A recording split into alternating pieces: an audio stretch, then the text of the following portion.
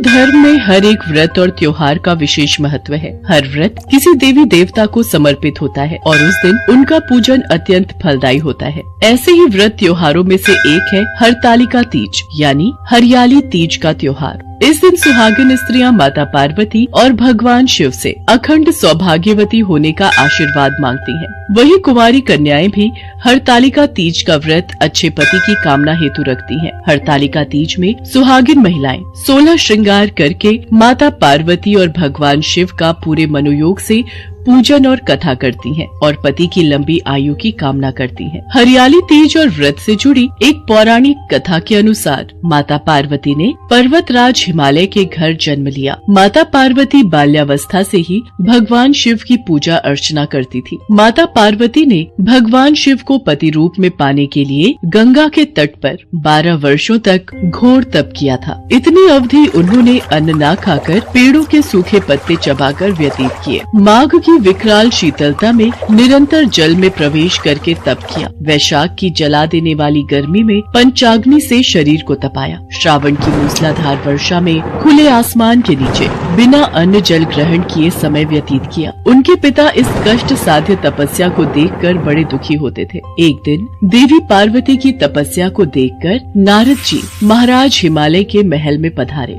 नारायण नारायण। प्रणाम देवर्षि नारद, आपका स्वागत है। कहिए, मैं आपकी क्या सेवा कर सकता हूँ? गिरिराज, मैं भगवान विष्णु के भेजने पर यहाँ उपस्थित हुआ हूँ। आपकी कन्या पार्वती ने बड़ा कठोर तप किया है। इससे प्रसन्न होकर वे आपकी सुपुत्री से विवाह करना चाहते हैं। इस संदर्भ में आपकी राय जानना चाहता हूँ। देवर्षि नारद, आपने तो ये प्रस्ताव सुनाकर मेरी समस्त चिंताएं ही दूर कर दी। यदि स्वयं विष्णु मेरी कन्या का वरण करना चाहते हैं तो भला मुझे क्या आपत्ति हो सकती है? वे तो साक्षात ब्रह्म हैं। हे महर्षि, ये तो हर पिता की इच्छा होती है कि उसकी सुपुत्री सब सुखों को प्राप्त करे। पिता की सार्थकता इसी में है कि पति के घर जाकर उसकी पुत्री पिता के घर से अधिक सुखी रहे। पर्वतराज हिमालय की स्वीकृति पाकर नारद जी विष्णु जी के पास गए और उनसे विवाह के निश्चित होने का समाचार सुनाया। मगर इस विवाह के संबंध की बात जब पार्वती के कानों में पड़ी तो उनके दुख का ठिकाना न रहा। क्या हुआ पार्वती? विष्णु भगवान से विवाह के बारे में सुनकर तुम दुखी क्यों हो गई?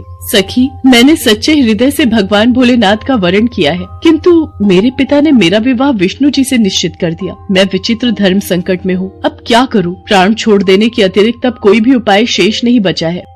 नहीं पार्वती, ऐसी अशुभ बातें मुख से नहीं निकालते। संकट के समय हमें धैर्य से काम लेना चाहिए। नारी के जीवन की सार्थकता इसी में है कि पति रूप में हृदय से जिसे एक बार स्वीकार कर लिया, जीवन पर्यंत उसी से निर्वाह करे। सच्ची आस्था और एक निष्ठा के समक्ष तो ईश्वर को भी समर्पण करना पड़ता है। मैं तुम्हें घनघोर जंगल में ले चलती हूँ, जो साधना स्थली भी हो, और जहाँ तुम्हारे पिता तुम्हें खोज भी न पाए, वहीं तुम साधना में लीन हो जाना। मुझे विश्वास है कि ईश्वर अवश्य ही तुम्हारी सहायता करेंगे। अपनी सखी की बात सुनकर देवी पार्वती ने ऐसा ही किया। अपनी पुत्री को घर पर न पाकर पर्वतराज हिमालय बहुत चिंतित हो गए। मेरी पुत्री न जाने कहाँ चली गई है। मैं विष्णु जी से उसका विवाह करने का प्रण कर चुका हूँ। यदि भगवान विष्णु बारात लेकर आ गए और कन्या घर पर न हुई तो बड़ा अपमान होगा। मैं तो कहीं मुंह दिखाने के योग्य भी नहीं रहूंगा। मुझे पार्वती को खोजना ही होगा। पर्वतराज हिमालय ने पार्वती की खोज करनी शुरू कर दी। इधर पार्वती अपनी सखी के साथ नदी के तट पर एक गुफा में भगवान शिव की आराधना में लीन थी। भाद्रपद शुक्ल तृतीया को हस्त नक्षत्र था। उस दिन माता पार्वती ने रेत के शिवलिंग का निर्माण करके व्रत किया। रात भर वो भगवान शिव की स्तुति करती रही। ओम नमः शिवाय, ओम नमः शिवाय, ओम नमः शिवाय। देवी पार्वती की घोर तपस्या के प्रभाव से भगवान शिव का आसन डोलने लगा। उनकी समाधि टूट गई और वो देवी पार्वती के समक्ष प्रकट हुए।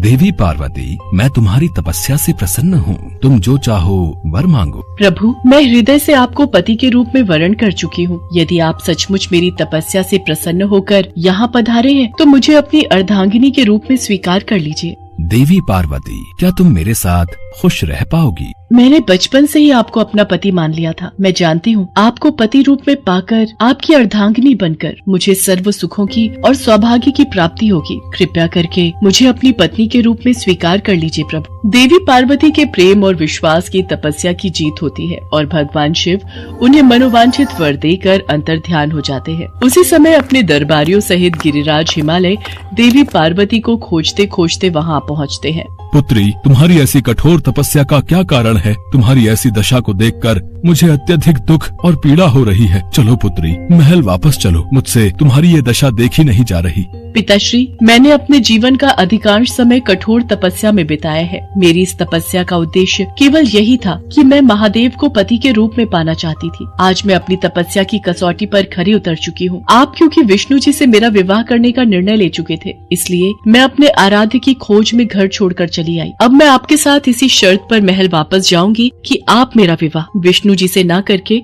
महादेव जी से करेंगे। देवी पार्वती के दृढ़ निश्चय को देखकर पर्वतराज हिमालय मान गए और देवी पार्वती को घर ले गए। कुछ समय के पश्चात समस्त विधि विधान से भगवान भोलेनाथ और देवी पार्वती का विवाह संपूर्ण हुआ। भाद्रपद की शुक्ल तृतीया को देवी पार्वती ने महादेव की आराधना करके जो व्रत किया था, उसी के फल स्वरूप उनका विवाह हो सका। उस दिन से हरियाली तीज का व्रत प्रारंभ हो गया। कहा जाता है जो कोई सुहागन स्त्रियां और कुंवारी कन्याएं इस व्रत को करती हैं, भगवान भोलेनाथ और माता पार्वती उन्हें मनोवांछित फल देते हैं। इसलिए सौभाग्य की इच्छा करने वाली प्रत्येक युवती को हरियाली तीज व्रत पूरी निष्ठा तथा